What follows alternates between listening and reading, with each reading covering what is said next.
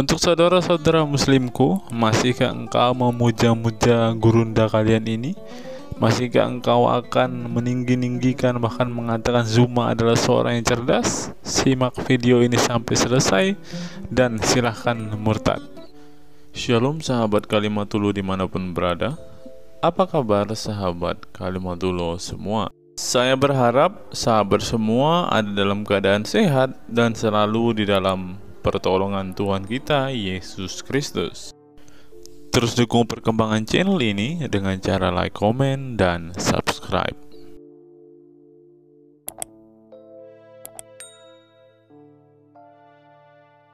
Sebelum kita masuk dan fokus membahas video kita hari ini, teman-teman, kita dengarkan kesaksian pujian dari Bang Kay dulu ya, teman-teman.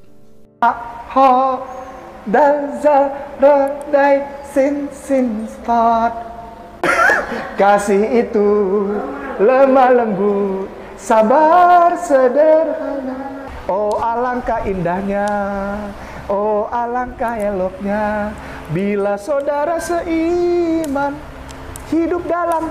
Oh, langsung banyak yang nyambung. Ayo kita diskusi. Mau diskusi nggak, Zuma? Saya mau diskusi. Ayo kita diskusi. Kan saya ditantang di sini, saya diundang di sini. Iya, sama saya. Takut pakai kalian. Ayo sama saya. Ya, kenapa Bapak?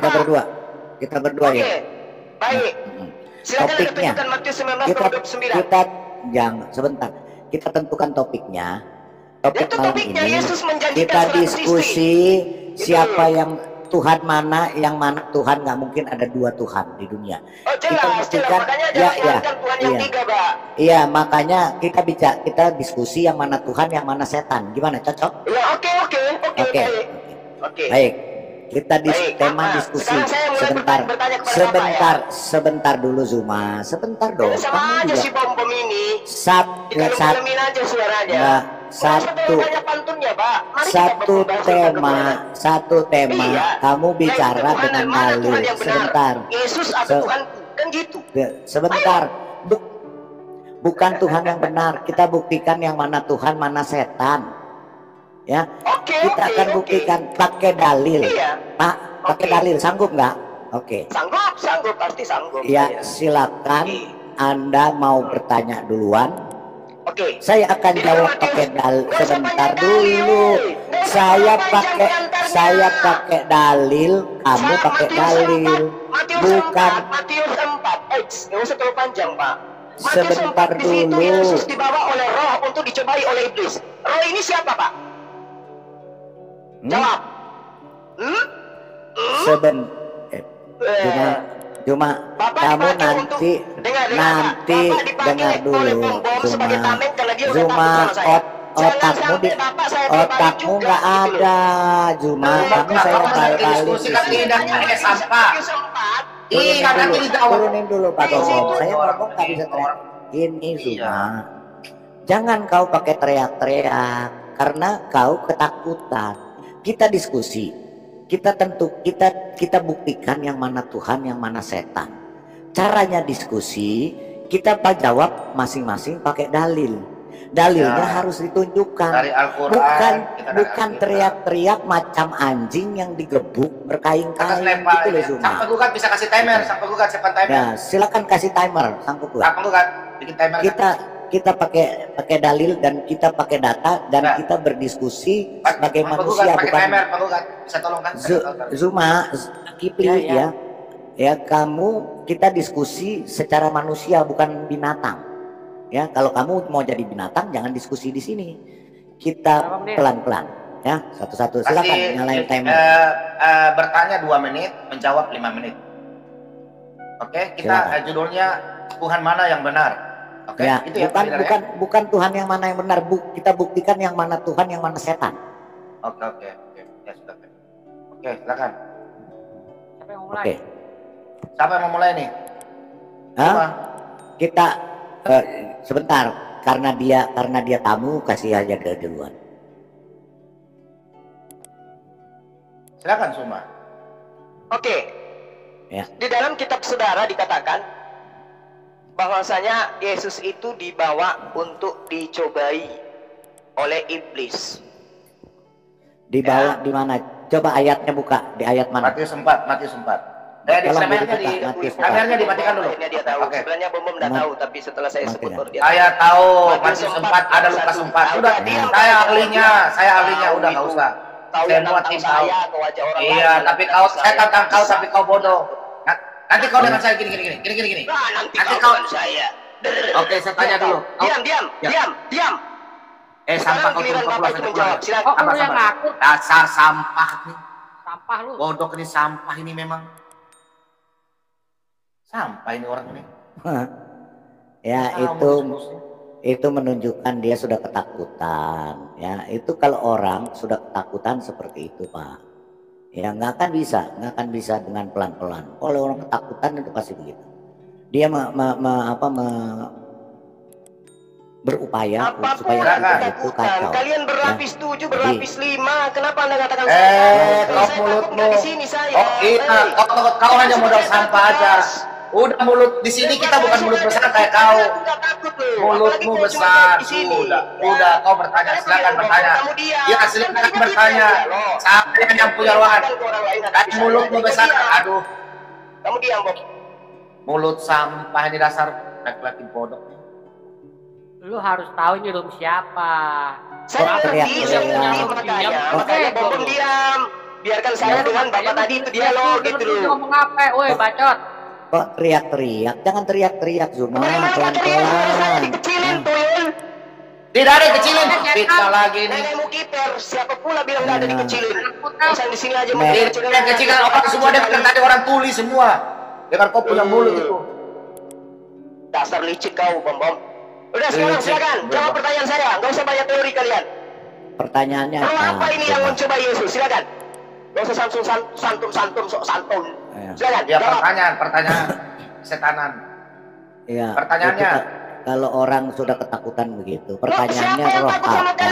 Nggak usah terlalu lebay kau. Roh apa? Nggak usah terlalu lebay kau. Jawab aja pertanyaanku. Roh apa? Orang tua nggak usah lebay kau. Takut apa supaya sama aku kau? Ini. Apa yang kutakutkan samamu? Apa yang takutkan sama kau? Nabi kau aja kau apa yang saya takutkan samamu? Ketakutan. Nenekmu kiper. Jawab aja. Udah jawab. Silakan. Silakan. Saya diam. Saya ingin dengar roh mana, roh siapa yang mencobai Tuhan Anda yang dalam rupa manusia itu kerjasama dengan iblis mencobai Yesus. Siapa? Silakan. Oke, ya saya akan jawab. Ya. Maka Yesus dibawa oleh roh ke padang gurun untuk dicobai iblis. Dan setelah berpuasa 40 hari dan 40 malam, akhirnya laparlah Yesus. Lalu datanglah si pencoba itu dan berkata kepadanya, jika engkau anak Allah, perintahkanlah supaya batu-batu ini menjadi roti. Ya, roh ini yang membawa Yesus. Kamu harus tahu roh apa yang membawa Yesus. Ya, di sini Yesus hendak dicobai sebagai manusianya.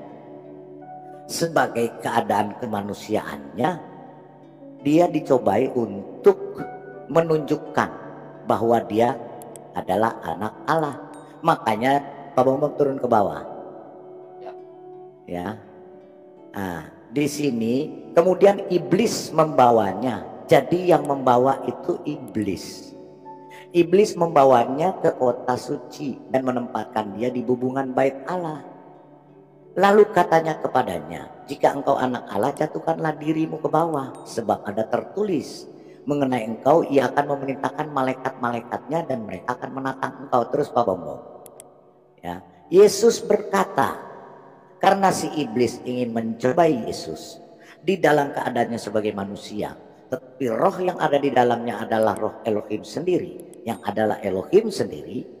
Ya, Yesus mengatakan ada pula tertulis, karena si iblis ini memakai ayat Alkitab juga.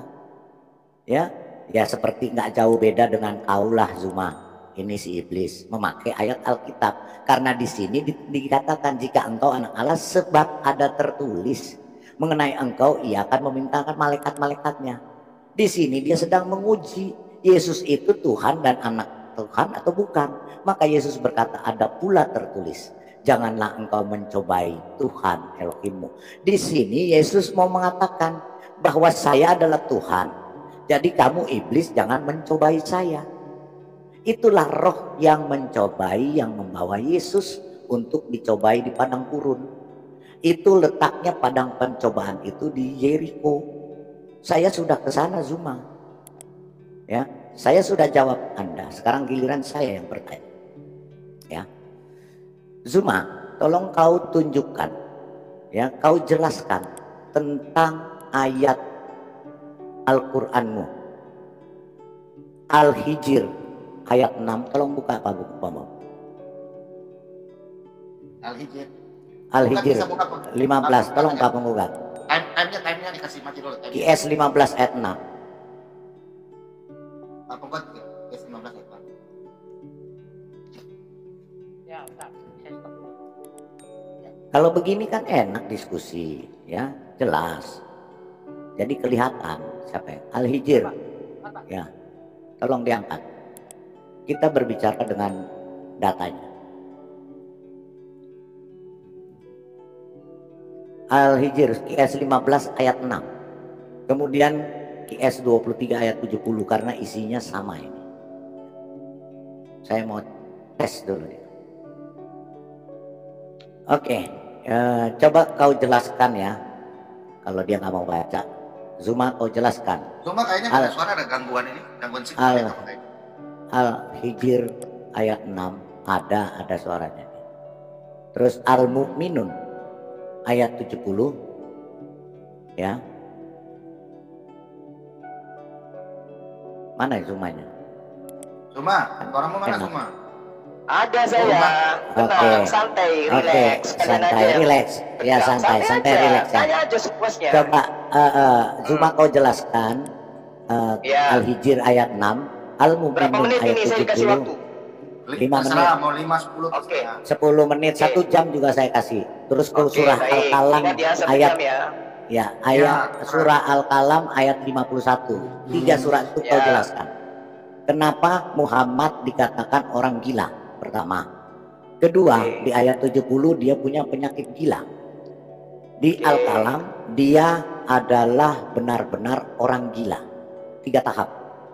Ya, pertama dia dikatakan gila, kemudian dia punya penyakit gila, dan dia benar-benar orang gila. Tolong dijelaskan dengan ayat seperti saya tadi menjelaskan. Silakan. Oke, baik.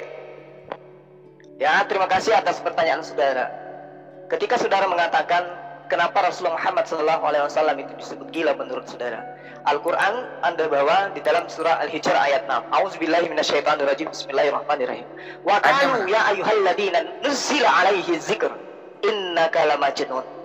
Situ diterangkan mereka berkata, siapa mereka ini? Mereka ini adalah orang-orang kafir.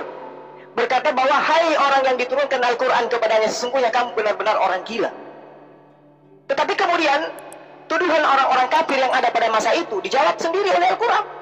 Al-Quran sendiri yang menjawabnya. Wa ma sahibukum bimajnun. Dan Tuhan Muhammad itu bukan orang gila. Surahnya sebutkan, tolong surahnya.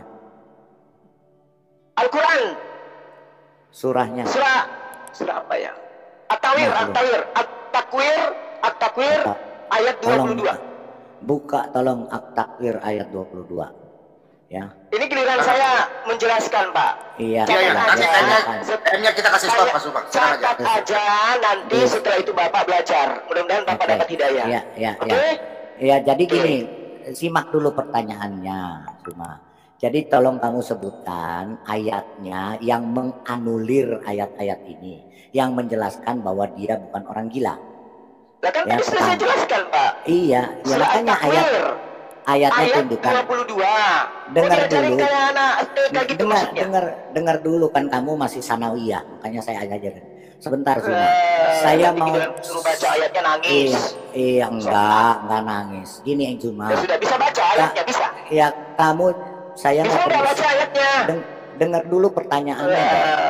Anda kau dengar dulu pertanyaannya. Kau jelaskan ini. Susah. Gimana sih? Bapak kan waktunya tadi bertanya 2 menit sudah. Kau jelas. Saya menjawab, dipotong-potong, tuyul. Giliran dia menjelaskan tentang Yesus, roh nggak dipotong, didengarkan. Giliran dia so tahu Quran. Pertanyaan saya belum ini. Tahu sudah tahu nggak pertanyaan? Bapak masih mau bertanya, silakan bertanya. Tadi saya dikasih waktu. Makanya saya tanya dulu pertanyaannya. Pertanyaannya di sini kau sebutkan ayat-ayatnya yang mengatakan itu, terus kemudian kau jelaskan bahwa ayat Al-Quran ini perkataan si Allahmu atau perkataan siapa? Itu silakan. Pertanyaannya setumpuk itu, ya udah diam. Oke, diam ya. Nah, saya jawab sekarang. Pertanyaan Anda itu perkataan orang-orang yang ada pada masa itu yang menanyakan kepada Rasulullah. Mereka berkata, hai orang yang diturunkan Al-Quran kepadanya, sesungguhnya kamu benar-benar orang gila. Ini mereka ini siapa? Ini adalah orang yang ingkar terhadap Rasul Muhammad SAW. Dia adalah orang-orang yang kufur, orang kafir. Surahnya, dalilnya.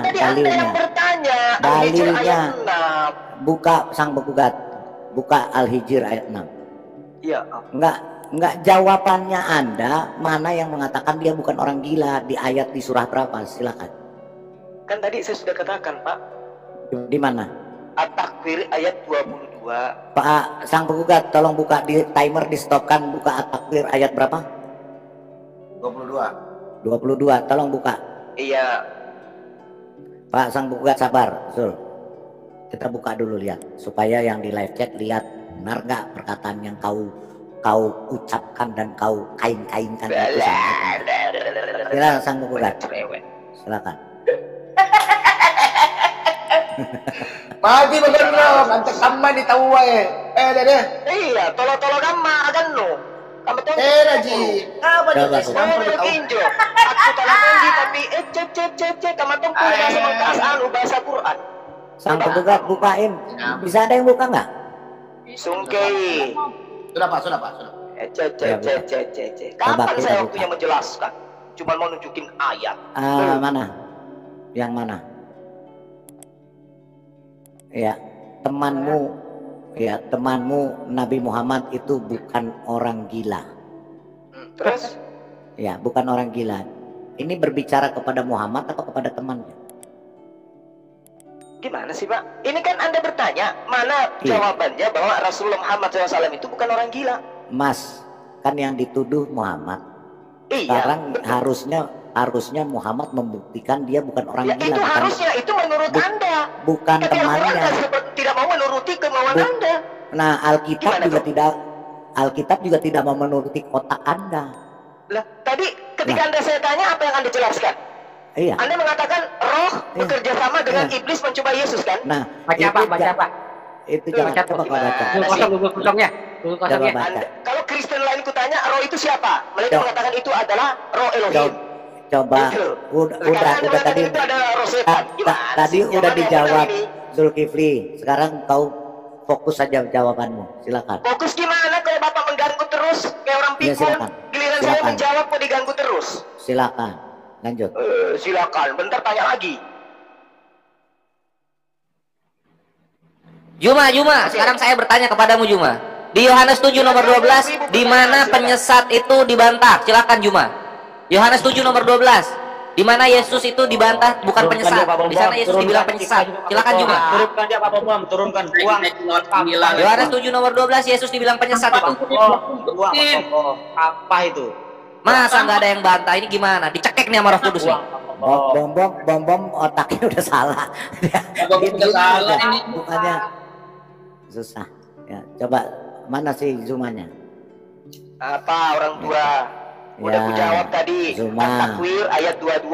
Wa ma sahibukum bimajnun. Ambil Pak. Tuh, tampilin Pak. Ada. Woi Pak Bob, bayar. Kamu mengganggu saya soalnya orang tua. Kapan saya mau menjelaskan ini? Aduh, gimana sih? Ini artinya dan temanmu itu adalah orang gila. Ini saya menjelaskan, Pak Tua. Tadi kamu ngajarin diskusi. Silakan. Ini giliran saya. Sebentar Bapak Anda tanggapin. Silakan. Panik kali lah kalian yang panik, bukan aku. Silakan. Ya, jadi gini, ayatnya wa ma sahibukum bimajnun, dan temanmu Muhammad itu bukan orang gila. Lalu di ayat lain diterangkan jelas bahwa Rasulullah Muhammad SAW itu bukan bapak dari salah satu dari kalian, tetapi walakin Rasulullah wa khataman nabiyyin, tetapi dia adalah rasul utusan Allah dan penutup para nabi. Oke? Jadi dia bukan orang gila. Yang dikatakan gila, yang mengatakan gila ini adalah musuh-musuhnya. Mereka ini adalah orang-orang kafir yang mengatakan dia orang gila. Nah, sekarang kita buktikan aja pernyataannya. Dia mengatakan langit tidak bertiang. Kita pun mengatakan langit bertiang di dalam kitab Ayub. Sekarang yang gila siapa? Jangan Zuma sekali lagi kamu turunin dulu Pak Bonbon. Nggak bisa, turunin dulu. Zuma pakai otak lah. Kalau kamu ditanya Al-Qur'anmu, kamu jawab pakai Al-Qur'anmu. Jangan lari-lari ke Alkitab. Saya ditanya Alkitab, saya tidak pernah lari ke Qur'anmu karena Qur'anmu nothing bagi saya. Jadi kau jawab aja pakai Al-Qur'anmu. Kau banggalah dengan Al-Qur'anmu itu. Jangan kau ngemis-ngemis ke Alkitab. Ya, cuma itu pakai otak. Silakan. Justru karena saya bangga orang tua, makanya saya perlihatkan bukti kebenaran Al-Quran. Al-Quranku mengatakan langit tidak bertiang, kita pun mengatakan bertiang. Yang mana yang gila? Oke, saya lanjut. Diam. Yang gila nabimu, itu kan udah dijelas nabimu yang gila. Itu udah ditulis. Yesus diterangkan di dalam kitabmu juga gila dan dipercaya nggak ada itu ini nabi. Keluarganya percaya bahwa Yesus itu gila. Gimana tuh? Ini temanmu, ada tulisan teman. Kenapa jadi Nabi Muhammad? Ini temanmu kok gimana? Iya, makanya saya tanya temannya. Ini temanmu, bukan Muhammad. Dan di ayat aslinya juga tidak ada kata kamu Muhammad. Kamu menjelaskan Al-Quran rupanya. Saya diam nih. Saya akan jelaskan kepadamu karena Anda tolol dengan kitabmu sendiri. Baik.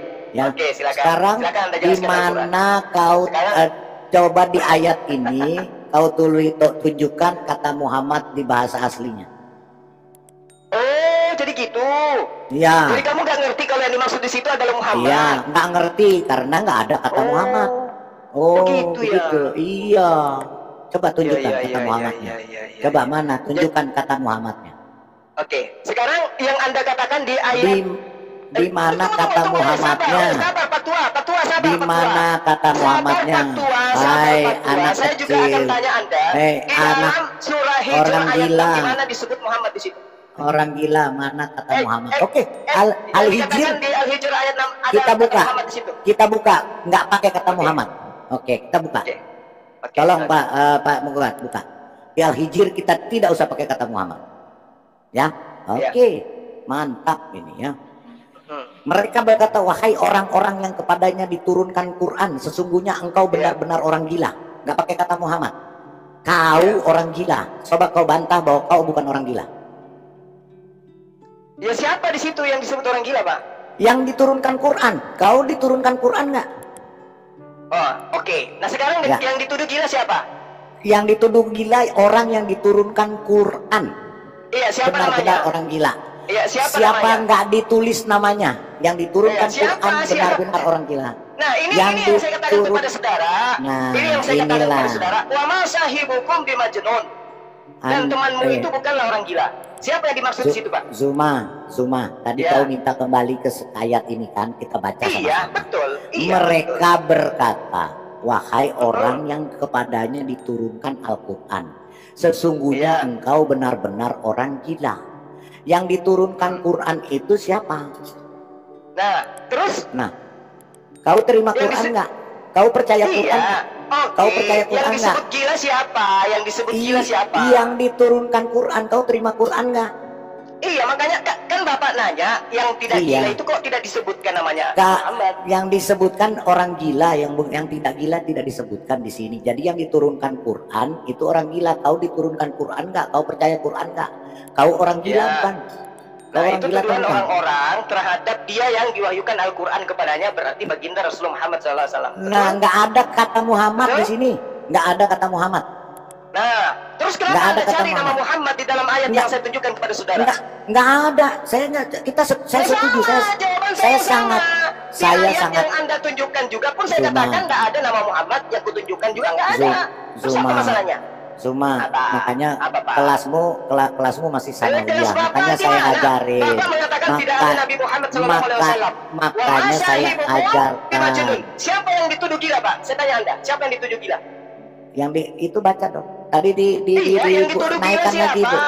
Iya, yang diturunkan yang diturunkan Quran siapa, Zuma? Ya, berarti baginda Rasulullah Muhammad SAW kan? Nggak ada kata Muhammad di situ. Nah, lalu siapa? Al-Quran itu diturunkan kepada siapa? Nggak tahu, kau jawab deritamu itu. Nggak tahu. Siapa? Itu kitabmu. Nggak ya, tahu. Waktu saya udah habis, giliran saya sekarang. Nggak bisa, kau belum jawab ini. Belum kau jawab. Saya menjawab diganggu sama Anda. Belum kau jawab. Kau jawab dulu. Orang. Cuma makanya kelasmu itu kelas sanawiyah, makanya saya ajari ya. Di sini dikatakan wahai orang yang kepadanya diturunkan Al-Qur'an, sesungguhnya engkau orang gila. Jadi yang diturunkan Quran siapa? Yang diturunkan Quran siapa? Nggak disebutkan Muhammad di sini di bahasa aslinya. Jadi siapa yang benar-benar gila? Di situ? Nah, yang kau terima Quran nggak? Saya nggak pernah terima Quran, saya buang. Anda terima Quran nggak? Iya, saya terima Quran, pasti. Nah, berarti kau benar-benar gila. Sekarang kau buktikan bahwa kau bukan orang gila. Sakit.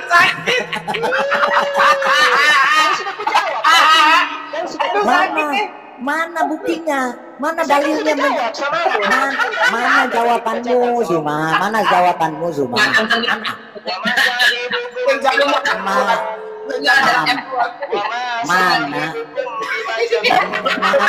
Mana yang Zuma? Mana yang membuktikan? Zuma, mana ayat? Sebentar, kau belum jawab. Anak sanawiyah, otak kau mesti saya ajarin. Zuma, di sini dikatakan bahwa kau diturunkan Quran. Turunkan dulu Pak Bombong, turunkan dulu. Jadi jangan kau usah tarik urat lah kayak orang gila. Turunkan dulu. Kalau kau nggak mau mendengarkan, saya turunkan. Di sini Zuma berkata bahwa orang yang kepadanya diturunkan Al-Quran sesungguhnya engkau benar-benar orang gila. Kau mengakui kau menerima Quran. Dengar dulu, kau mengakui bahwa kau menerima Quran. Berarti kau benar-benar orang gila. Sekarang kau buktikan bahwa kau bukan orang gila. Di mana ayatnya bahwa kau bukan orang gila? Silakan, itu yang saya tanya. Mana? Ini yang tadi saya terangkan kepadamu itu. Coba, naik. Tadi surah apa? Tadi Pak Sampukuga tadi naik. Yang tadi temannya. Itu temanmu yang orang gila atau kau yang orang gila? Coba kita lihat. Hancur. Hancur semua. Sekarang giliran saya bertanya sama belum. Di sini Zuma. Ini 5 menit tadi. Zuma. Penipu. Orang tua kafirun laknatullah. Zuma panas. Di sini kata-katanya temanmu itu bukanlah orang gila. Di sini temanmu, mana kau buktikan bahwa kau bukan orang gila? Kampret. Ginca, Zuma hancur. Waktu 5 menit itu udah habis tuyul pemakan babi. Giliran saya bertanya sama Turunin dulu Pak Bobo. Mulutmu itu jangan itu ya bangsat ya. Kurang ajar lu ya. Biarin Lu ya. Ngaku dulu, kamu baru dikasih naik. Ngaku saya goblok bahasa Arab. Ngaku dulu. Iya. Baik, saya goblok bahasa Arab. kalian semuanya orang suntik, orang suntik. Kalian semuanya orang gila rupanya. Ini antara masalah dialog 2 menit bertanya, 5 menit menjelaskan. Saya lebih nafsu kepada pohon pisang.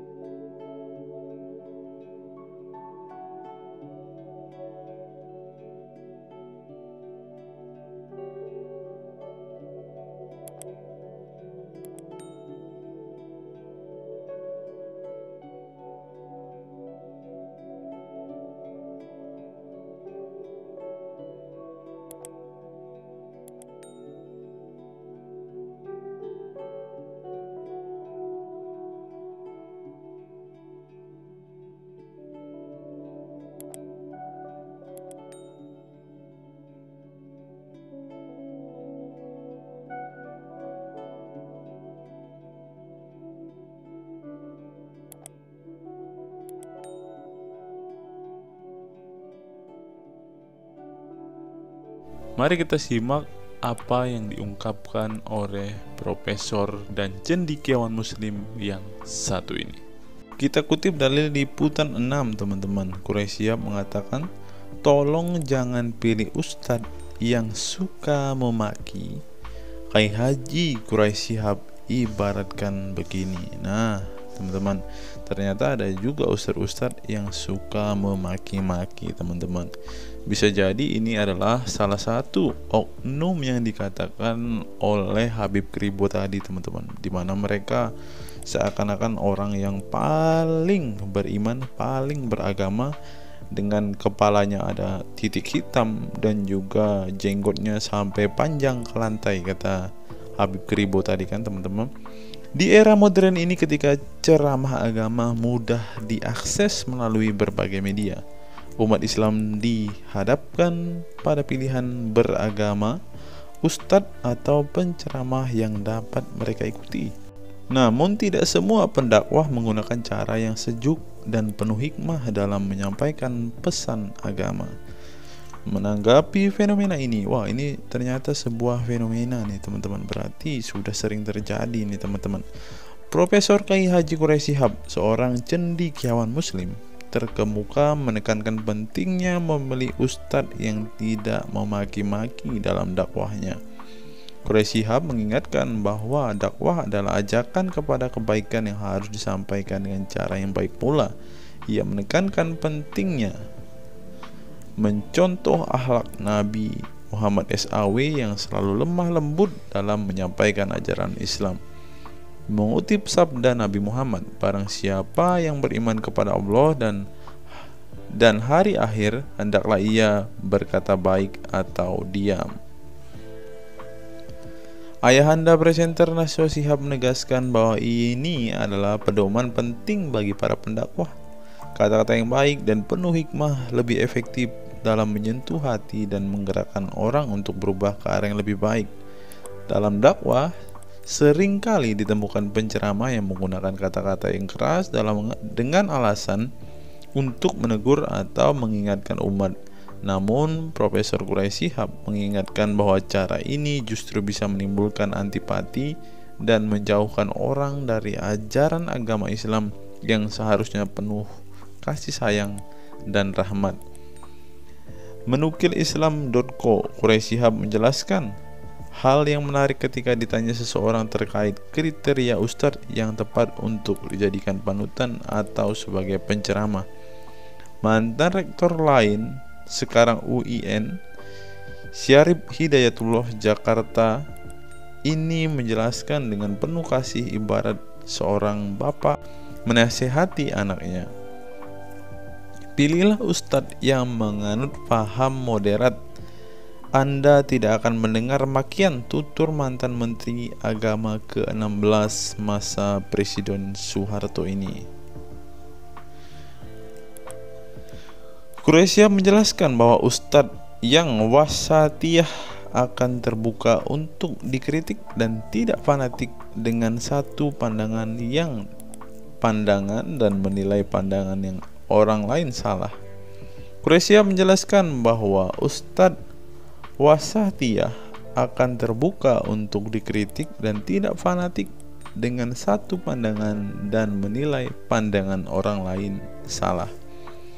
Ustadz yang wasatiyah memahami bahwa jalan menuju agama itu besar dan memiliki jalan-jalan kecil untuk menuju jalan besar itu. Karena dalam rincian ajaran agama yang Tuhan tanyakan adalah hasilnya, misalnya 5 tambah 5 10, tapi bisa juga 7 tambah 3 lanjutnya. Salah satu ciri ustadz yang wasatiyah menurutnya adalah berpengetahuan luas. Ustadz yang berpengetahuan luas akan mampu menilai dan menghargai suatu pendapat, sedangkan ustadz yang sempit pengetahuannya akan mudah menyalahkan. Semakin luas pengetahuan seseorang, semakin besar toleransinya. Semakin sempit, semakin bodoh tandasnya. Nah, teman-teman muslim, silahkan kalian mau milih ustadz yang modelnya seperti ini. Karena ustadz yang berilmu itu seperti yang dikatakan oleh Bapak Quraisy Shihab ini, bahwa mereka pasti adalah orang yang sangat toleransi.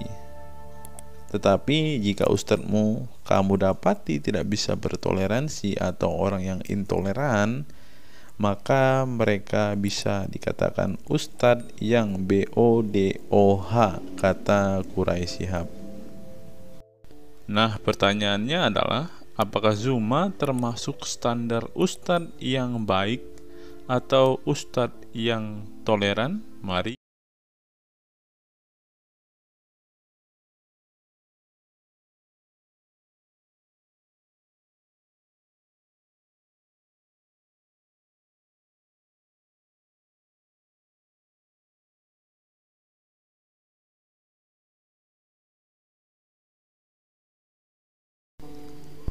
Google, mengapa Rasulullah disebut sebagai nabi penutup? Apa alasannya? Alasannya mengapa Nabi SAW disebut Rasul terakhir adalah karena Allah SWT telah menunjukkan langsung sebagai penutup para nabi dan rasul. Hal ini tercantum dalam Al-Quran yang merupakan firman Allah. Di sini dituliskan, mengapa Muhammad atau Nabi SAW disebut Nabi terakhir? Mari kita baca ya. Katamul Anbiya merupakan salah satu julukan Nabi Muhammad yang berarti penutup para nabi, sesuai dengan firman Allah SAW dalam surat Al-Ashab ayat 40 yang berbunyi, artinya Muhammad itu sekali-sekali bukanlah bapak dari seorang laki-laki di antara kamu, tetapi dia adalah Rasul Allah dan penutup nabi-nabi, dan adalah Allah Maha mengetahui segala sesuatu. Nabi Muhammad SAW merupakan nabi terakhir yang Allah utus untuk menyempurnakan agama-agama sebelumnya. Al-Quran merupakan kitab Allah yang menyempurnakan kitab-kitab sebelumnya, sehingga tidak perlu ada kitab lain karena Al-Quran merupakan kitab Allah yang menyempurnakan kitab-kitab sebelumnya, sehingga tidak perlu ada kitab lain karena Al-Quran sebagai kitab terakhir. Maka dapat diartikan bahwa tidak ada lagi nabi setelah Nabi Muhammad SAW.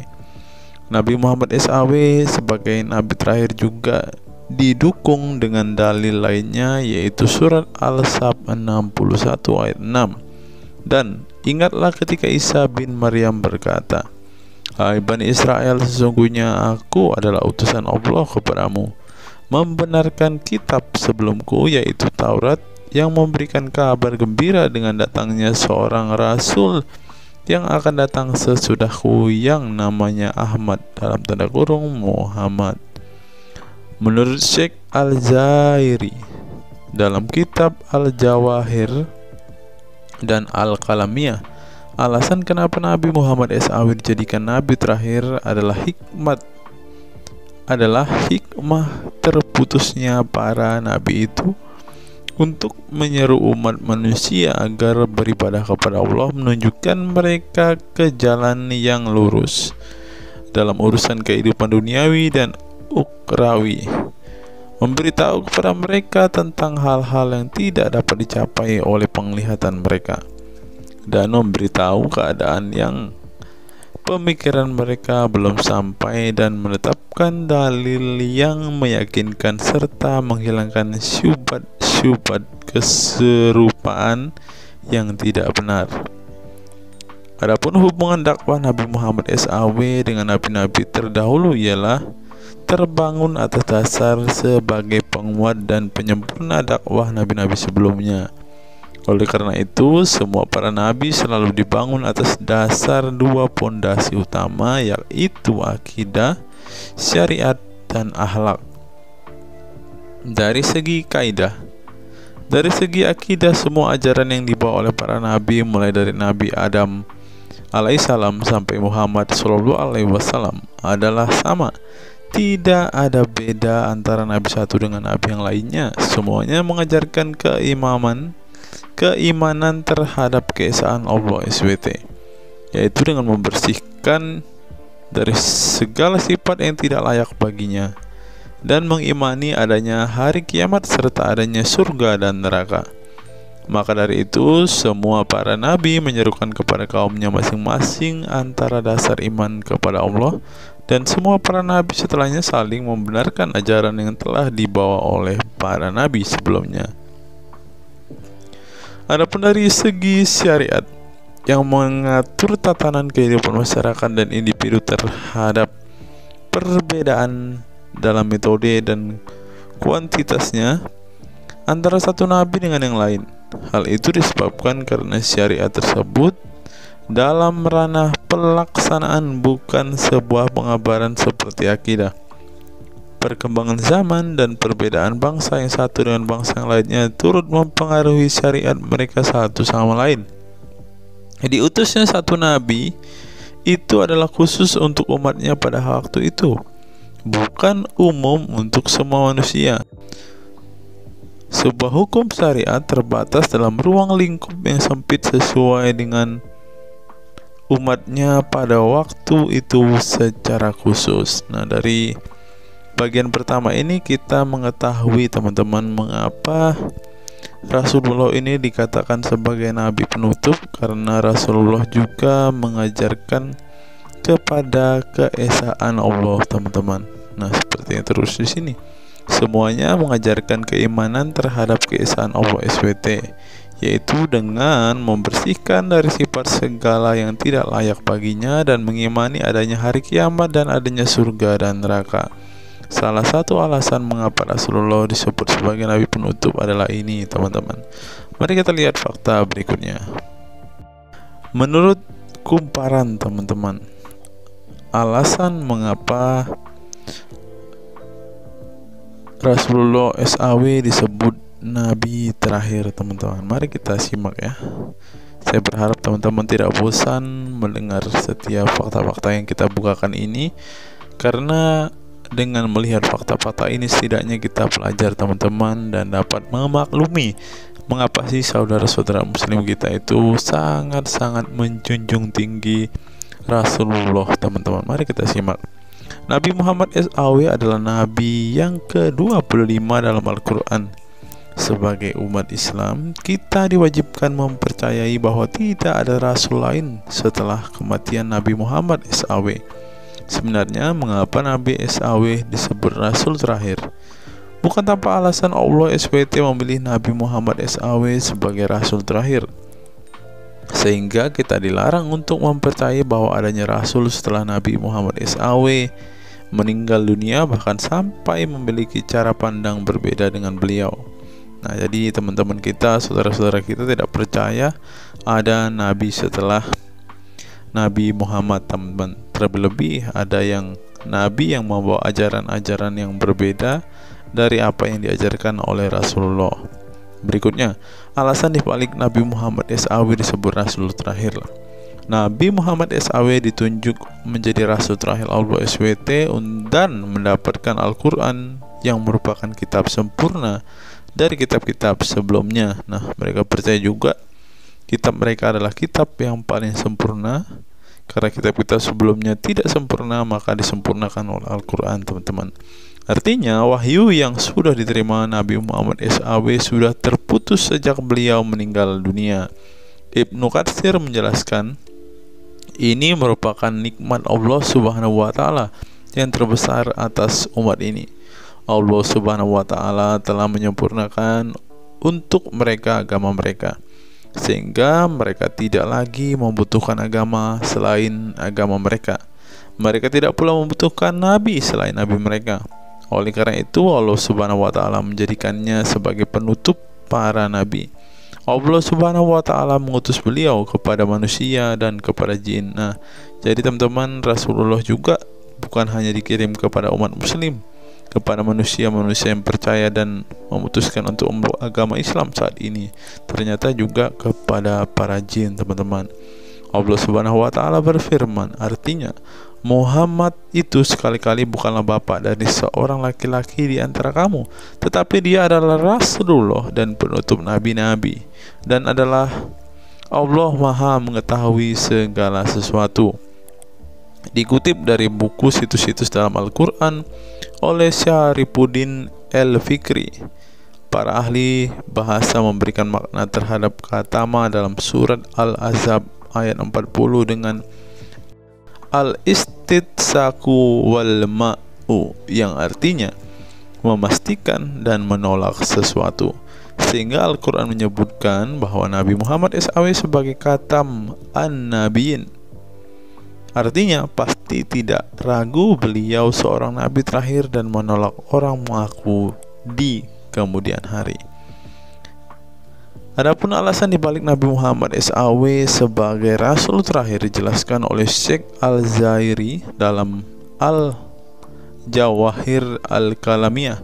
Sebenarnya Nabi kita Muhammad dikatakan sebagai penutup para nabi itu hanya karena sesungguhnya hikmat terputusnya para nabi itu menyeru umat manusia agar beribadah kepada Allah, menunjukkan mereka ke jalan yang lurus dalam urusan kehidupan duniawi dan ukhrawi, memberitahu kepada mereka tentang hal-hal yang tidak dapat dicapai oleh penglihatan mereka, dan memberitahu keadaan yang pemikiran mereka belum sampai, dan menetapkan dalil yang meyakinkan serta menghilangkan syubhat-syubhat keserupaan-keserupaan yang tidak benar. Karena itu umat manusia tidak memerlukan lagi kepada nabi sesudah Nabi Muhammad, sebab syariatnya telah mencapai batas kesempurnaan. Dan dari alasan inilah tampak jelas tentang rahasia terusnya beliau untuk seluruh umat manusia, dan keberadaan beliau sebagai manusia yang paling utama dalam segi fisik serta halaknya. Demikianlah penjelasan singkat mengenai Nabi Muhammad SAW sebagai Rasul terakhir. Semoga dengan mengetahuinya dapat menambah meneladani beliau sebagai sosok yang sempurna.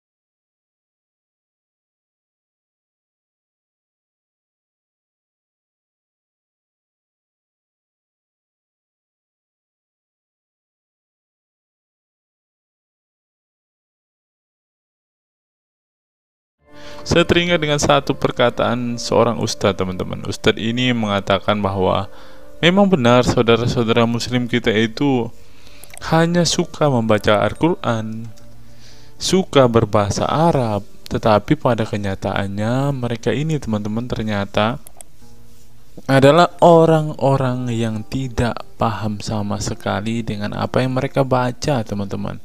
Dan akhirnya Ustadz ini mengatakan bahwa saudara-saudara muslim kita ini seperti keledai, teman-teman. Mari kita dengarkan apa yang disampaikan Ustadz ini. Kita bangga menghafal Al-Quran tapi tidak memahami Al-Quran. Senang mengulang berbahasa Arab tapi tidak mengerti bahasa Arab. Suka membaca Al-Quran tapi tidak memahami maknanya. Akhirnya apa? Menjadi keledai di Indonesia. Tidak sampai di situ saja, teman-teman. Menurut NU Online, seperti yang disampaikan oleh Gus Baha, ingin umat Islam banyak baca Al-Quran meski tak paham maknanya. Teman-teman bisa baca sendiri ya judul artikel ini. Artikel ini mengatakan seorang Gus ingin umatnya itu semua umatnya dia ingin bahwa mereka harus mau dan rajin membaca Al-Quran, teman-teman. Walaupun ya pada kenyataannya apa yang mereka baca mereka tidak ketahui, apa yang mereka baca mereka tidak tahu maknanya, teman-teman. Mari kita dengarkan dan lihat apa isi dari artikel yang diransir oleh NU Online ini, teman-teman. Jakarta, NU Online. Rais Syuriah Pengurus Besar Nahdlatul Ulama PBNU Kiai Haji Ahmad Bahaudin Nur Salim yang biasa dikenal dengan Gus Baha mengingatkan umat muslim atau umat Islam untuk memperbanyak membaca Al-Quran meski tidak memahami maknanya. Waduh, gak bahaya kah ini? Ustadznya mengatakan harus baca saja Al-Quran walaupun tidak paham. Wah, bisa-bisa umat Islam jadi keledai se-Indonesia nih, seperti yang dikatakan Ustadz yang barusan tadi. Karena semuanya disuruh baca, disuruh hafal, tidak peduli tahu atau tidak arti dan maknanya. Aduh, bagaimana ini, teman-teman? Sebagai kitab suci, Al-Quran harus lebih dekat dengan umat Islam. Cara mendekatinya bisa dengan mempelajari dan memahami kandungan Al-Quran atau membacanya. Membaca Al-Quran lebih bernilai ibadah, terutama di bulan suci Ramadan. Saya paling sangat ingin di Ramadan ini banyak membaca Al-Quran, baik membaca secara qiraatan saja atau lebih jelasnya. Sebagaimana dikutip NU Online dari akun YouTube Santri Gayeng, menurut Gus Baha, membaca Al-Quran tidak harus menunggu paham arti dan tafsirnya, sebab membaca Al-Quran dari huruf ke huruf sudah bernilai ibadah. Meskipun seorang yang membacanya itu tidak paham arti dan maknanya, terlebih ketika membaca dan kemudian menjadikan isi Al-Quran sebagai bimbingan hidup. Gus Baha mencoba melogikakan orang yang membaca Al-Quran tetapi tidak memahami maknanya. Ia menjelaskan ketika seseorang membaca Al-Quran dan tidak paham maknanya, maka seseorang itu hanya menyibukkan diri dengan kalamullah. Hal ini menurut Gus Baha sesuatu yang baik. Tetapi Ustadz yang tadi mengatakan kalau hanya bisa membaca tetapi tidak ngerti maknanya, mereka sama dengan keledai di Indonesia. Nah, sekarang umat muslim bingung nih harus ngikutin yang mana, mau jadi keledai atau hanya menjadi pembaca tetapi tidak tahu apa-apa nih. Lanjut, teman-teman. Efek dari kesibukan dengan kalamullah itu pasti tidak melakukan maksiat. Tetapi kalau kita melihat ya, kalau ada satu contoh kasus yang terjadi di pesantren kemarin kan, teman-teman, di artikel yang kita baca sebelumnya, bahwa kejadian atau hal yang bersangkut paut dengan maksiat ini terjadi di dalam pondok pesantren, teman-teman. Bagaimana ini Gus Baha? Kalau Anda mengatakan bahwa ketika orang sibuk dengan membaca Al-Quran dengan kesibukan membaca kalamullah dan bisa terhindar dari melakukan hal-hal maksiat, tapi kok di pondok pesantren malah terjadi maksiat nih Gus Baha, bagaimana ini? Lanjut, saya beri contoh, meskipun membaca saja dan tidak paham artinya, itu tetap baik. Ada orang yang semalaman itu duduk bersama keluarga, ngobrol ringan tentang masa lalu, cerita lucunya atau lucunya anaknya. Pada malam itu ditulis oleh malaikat bahwa keluarga ini tidak maksiat, tidak dugem, tidak narkoba, dan tidak ke tempat maksiat, jelasnya. Gus Baha mengatakan keberkahan dari seorang muslim atau muslimah menyibukkan diri bercengkrama bersama keluarga, asik guyon dengan teman dan tetangga adalah tidak melakukan maksiat dan tidak macam-macam, apalagi jika saat itu membaca Al-Quran. Hal ini sesuai dengan kajian ilmu usul fikih yang dipelajari Gus Baha dari Al-Makfurlah Kiai Haji Maimun Zubair. Dia menegaskan bahwa di antara kebaikan agama Islam adalah meninggalkan itu adalah pekerjaan yang tidak butuh modal. Gus Baha menjelaskan, apabila seseorang ingin mendapat pahala sholat, maka harus sholat. Kalau ingin mendapat pahala haji, maka harus haji. Namun ada kebaikan yang tidak perlu modal, yaitu meninggalkan kemungkaran. Caranya cukup meninggalkan hal-hal yang dilarang Allah. Cara meninggalkan kemungkaran bisa dengan bercengkrama dengan keluarga, baca Al-Quran, bercanda dengan teman, dan hal positif lainnya. Sehingga kalau ada orang yang tanya, kenapa baca Al-Quran meskipun tidak paham itu dapat pahala? Satu, karena itu kalamullah. Kedua, sebagai kebaikan itu adalah meninggalkan kemaksiatan. Meninggalkan itu bisa dilakukan dengan hal-hal mudah. Ini pentingnya ngaji. Saya ngaji usul fikih dengan Kiai Haji Maimun, abahnya Gus Yasin, katanya. Gus Baha mengaku sejak kecil ia sudah terbiasa membaca dan mempelajari Al-Quran, bahkan hingga saat ini. Kebiasaan Gus Baha mempelajari Al-Quran yang berlangsung puluhan tahun ini membuatnya memiliki kecintaan yang mendalam dengan kitab suci yang diturunkan kepada Nabi Muhammad itu. Ia juga membaca banyak literatur klasik maupun modern untuk memahami Al-Quran. Kemudian melakukan diskusi dengan banyak pakar Al-Quran dari berbagai daerah dan negara tentang berbagai tema. Tetapi syukur-syukur bacanya Al-Quran itu paham. Artinya paham sesuai dengan kapasitas masing-masing. Saya mulai kecil hingga sekarang masih ngaji Al-Quran, masih belajar, juga masih terus mencari ilmu. Ucap pengasuh pondok pesantren Tahfidzul Quran LP3 IA Rembang, Jawa Tengah itu. Nah teman-teman, setelah mendengarkan apa yang dikatakan Ustadz Munzir Situmorang dan juga Gus Baha ini, taulah kita sekarang mengapa ketika ada debater Islam yang berdebat dengan saudara-saudara apologet Kristen kita, mereka tidak paham sama sekali dengan Quran mereka, dengan hadis mereka, karena ya seperti ini teman-teman. Membaca Al-Quran, menghafal Al-Quran itu adalah sebuah ibadah bagi kepercayaan mereka teman-teman.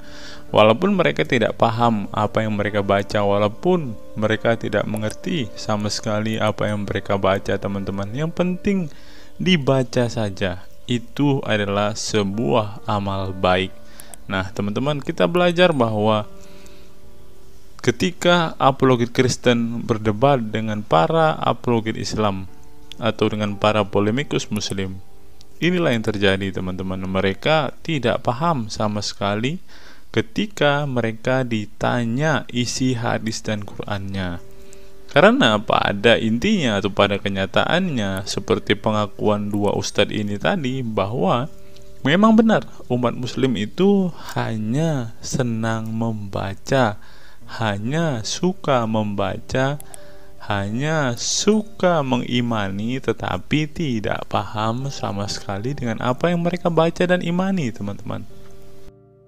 Sebagai contoh, teman-teman, kita kalau melihat perdebatan antara Gurunda Zuma dengan apologet-apologet Kristen ya, ketika Zuma ditanyakan ayat-ayat Al-Quran atau hadis-hadisnya, Zuma pasti tidak pernah menjelaskan ayat dan hadis itu, teman-teman. Alasannya ya kita tahu ya, sekarang ternyata memang Zuma pun ternyata hanya hafal, hanya suka membaca tetapi tidak paham dan tidak mengerti sama sekali dengan apa yang mereka baca dan hafalkan, teman-teman.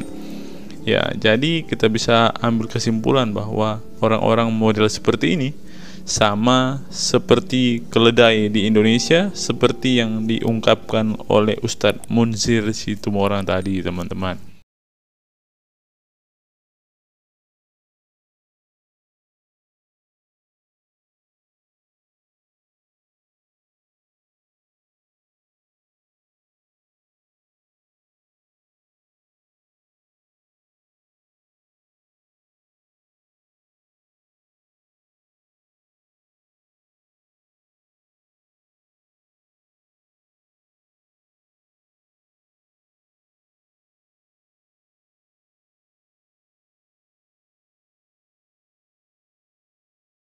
Fenomena pemurtadan dan kelompok Islam radikal.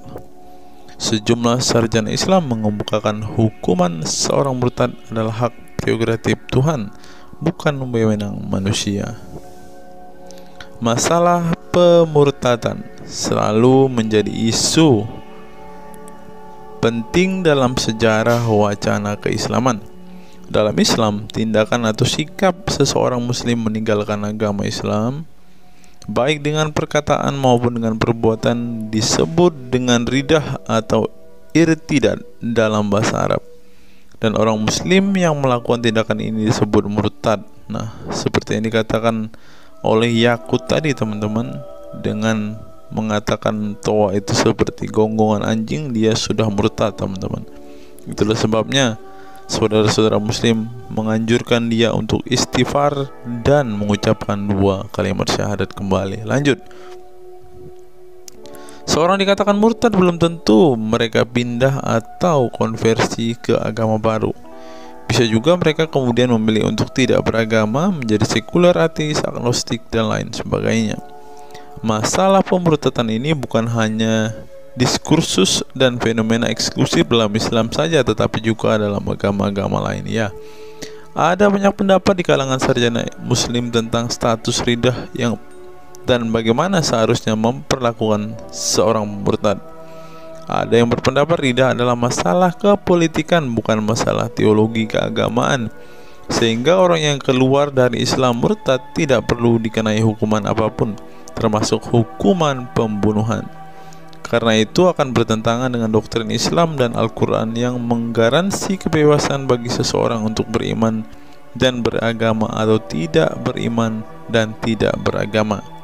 Bagi mereka, sejarah hukuman pembunuhan bagi orang-orang yang keluar dari Islam lebih mengacu pada fenomena dan alasan sosial politik belaka.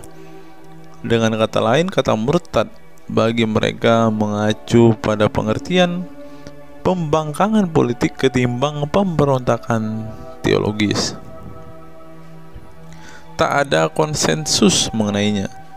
Tetapi ada pula yang berargumen bahwa masalah pemurtadan adalah masalah teologi keagamaan, sehingga orang yang mendeklarasikan diri keluar dari Islam harus dihukum bunuh seperti yang dipraktikkan oleh generasi Islam pasca wafatnya Nabi Muhammad. Menariknya, sejumlah sarjana Islam terkemuka, baik klasik maupun kontemporer, baik Sunni maupun Syiah, sebut saja seperti Muhammad bin Ahmad al-Saraki, Abu al-Walid al-Baji, Ibrahim al-Naqi, Ibnu al-Human, Buharuddin al-Mahinani hingga Ali Goma, Husin Ali Mutazir, Zafir Ahmad Gamidi, dan Torik Ramadan menyatakan tidak ada konsensus daripada ulama tentang hukuman bunuh bagi seorang murtad. Mereka juga menegaskan bahwa hukuman seorang murtad adalah hak prerogatif Tuhan, bukan wewenang manusia. Nah, sekarang kalau kita melihat ada seorang ustadz mengatakan, siapa namanya itu, Abdul Somad bilang, bagi yang murtad darahnya halal. Nah, gimana ya dengan Abdul Somad ini, teman-teman? Dia sudah tidak menghidupi apa yang diajarkan oleh pendahulu-pendahulunya, teman-teman. Lanjut, masalah sejarah dan fenomena pemurtadan dalam Islam ini dengan baik dikupas oleh Abdullah Said dalam Freedom of Religion, Apostasy and Islam, atau Taha Jabir Al-Wani dalam Apostasy in Islam, A Historical and Scriptural Analysis. Tulisanku ini tak bermaksud membahas secara lebih dalam dan detail tentang pemurtadan ini, tetapi ingin menyajikan sejumlah fenomena pemurtadan di kalangan masyarakat Islam kontemporer, di mana banyak orang-orang yang memilih keluar dari Islam bukan lantaran menghadapi peliknya masalah teologi keislaman misalnya, melainkan dikarenakan telah muak menyaksikan perilaku Islam itu sendiri, khususnya kalangan muslim ekstremis. Nah, ini juga yang buat saudara-saudara kita muslim murtad, teman-teman.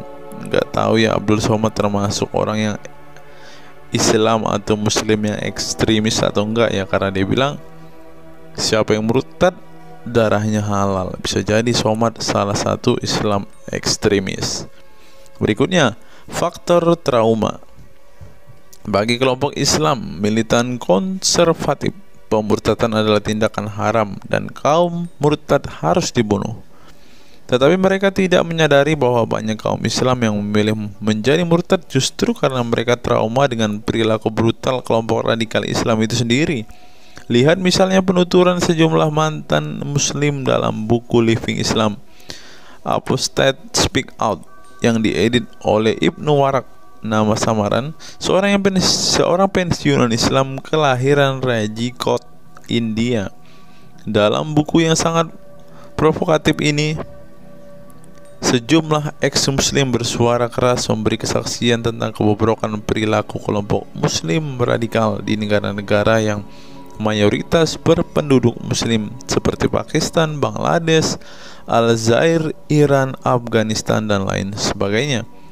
Para penulis buku ini sebelumnya merupakan para sarjana aktivis muslim yang taat saleh sampai akhirnya mereka menyaksikan momen-momen mengerikan dalam hidup mereka hingga akhirnya mereka menyatakan goodbye pada Islam. Lihat teman-teman, mereka ini adalah saksi keekstriman Islam, teman-teman.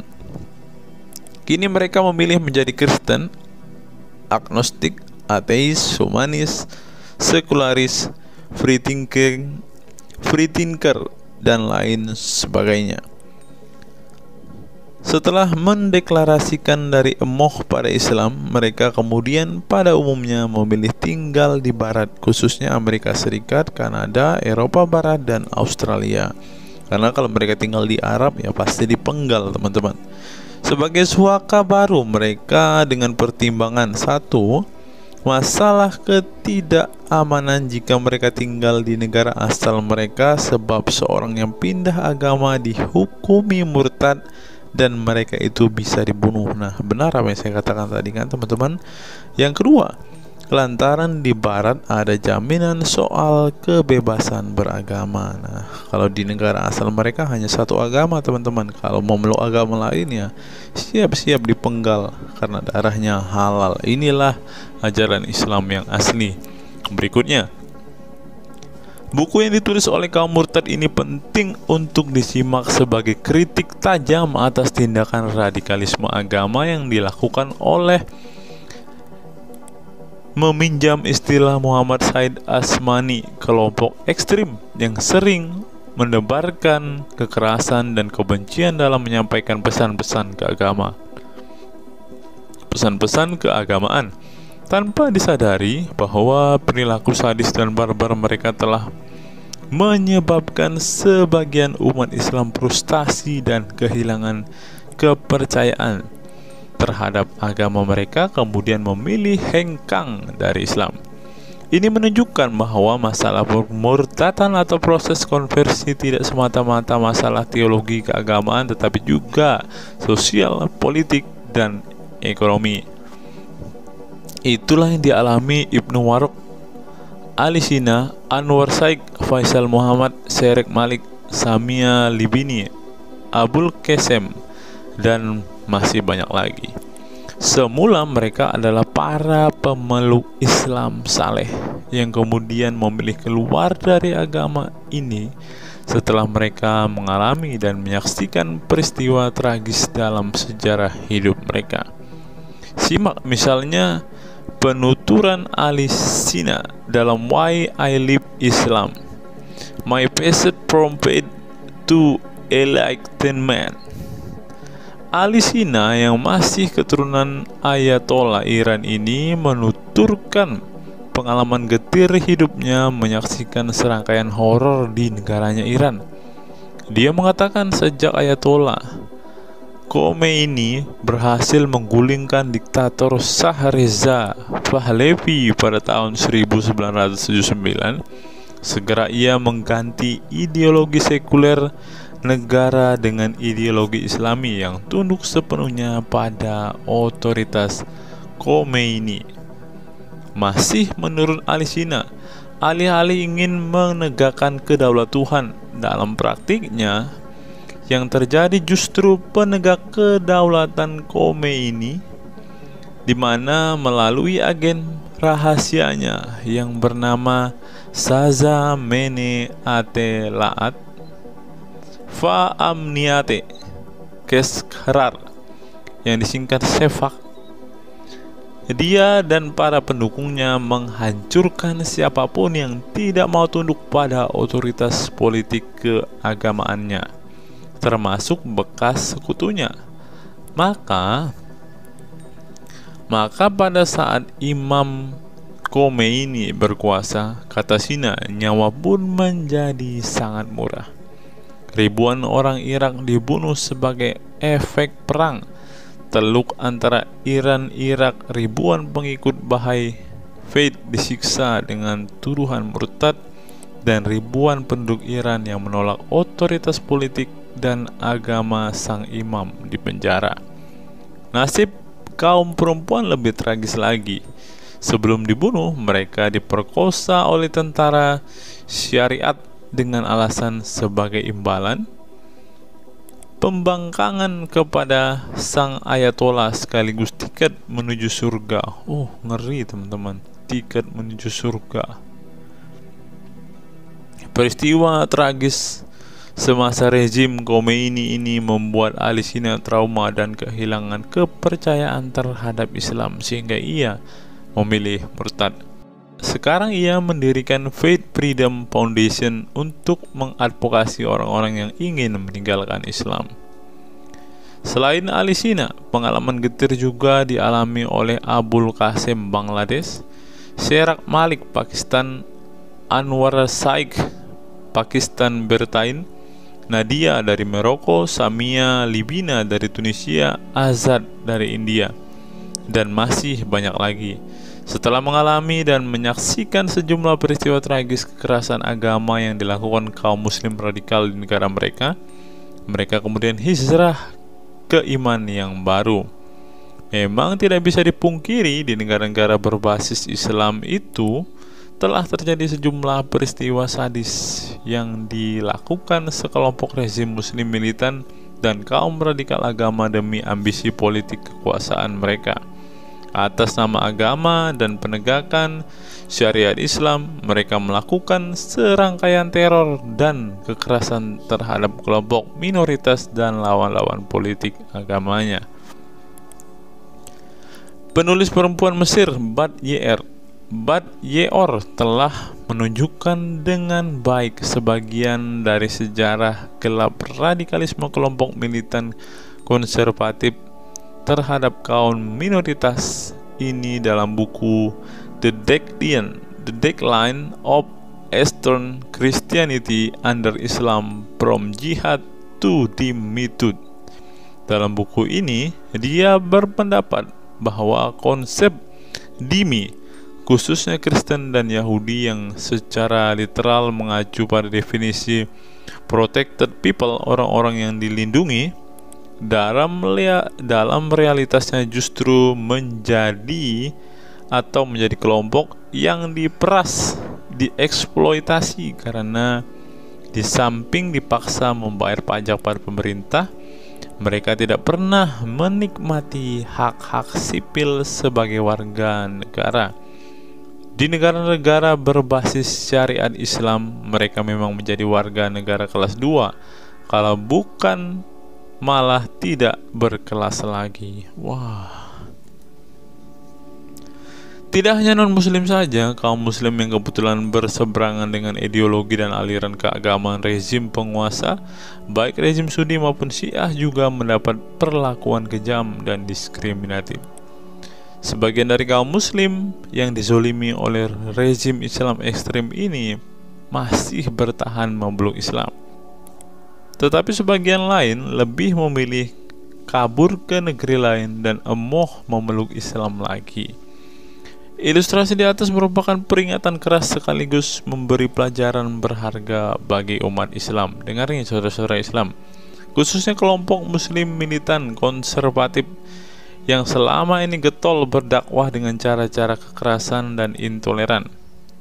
Perilaku brutal dan aksi-aksi kekerasan yang mereka lakukan tidak hanya menyebabkan simpati publik terhadap kaum muslim merosot atau melorotnya tingkat kepercayaan publik terhadap Islam sebagai agama damai, toleran, pluralis, dan rahmatan lil alamin. Tetapi lebih dari itu, tindakan konyol kaum radikal agama ini telah menyebabkan pemurtadan sebagian umat Islam itu sendiri. Kedepan kaum muslim harus menebarkan Islam dengan cara-cara damai, santun, dan toleran, bukan dengan tindakan keras, kasar, dan intoleran yang justru merugikan Islam dan kaum muslim itu sendiri. Jika memang Islam itu agama rahmat bagi alam semesta, maka buktikan itu dengan tindakan nyata. Wallahu alam bishawab. Nah, itulah fakta-fakta yang bisa saya sampaikan pada kesempatan hari ini, teman-teman. Kiranya fakta-fakta ini dapat membuat kita semua sebagai umat Kristen semakin bersemangat berdoa, terlebih memberitakan Injil kepada saudara-saudara muslim kita yang benar-benar rindu, yang benar-benar ingin dan haus mendengarkan kabar baik, teman-teman. Karena Alkitab memang mengatakan ada orang-orang yang hatinya sudah tertutup untuk Injil dan mereka tidak akan pernah mendengarkan kabar baik itu. Bagi saudara-saudara muslimku, segeralah murtad, karena sesuai dengan apa yang kita bacakan hari ini, banyak sekali fakta-fakta yang di luar nalar yang bisa menjadi alasan kalian untuk meninggalkan agama Islam. Apa pendapat teman-teman setelah menyimak video ini? Silahkan tuliskan komentar waras teman-teman di kolom komentar video ini, agar banyak orang semakin waras dan semakin sadar bahwa hanya Yesuslah satu-satunya Tuhan dan Juru Selamat. Hanya Yesuslah satu-satunya yang menyediakan surga bagi setiap orang yang percaya kepadanya. Salam waras, salam sadar. Sampai bertemu di video-video kita berikutnya. God be with you all.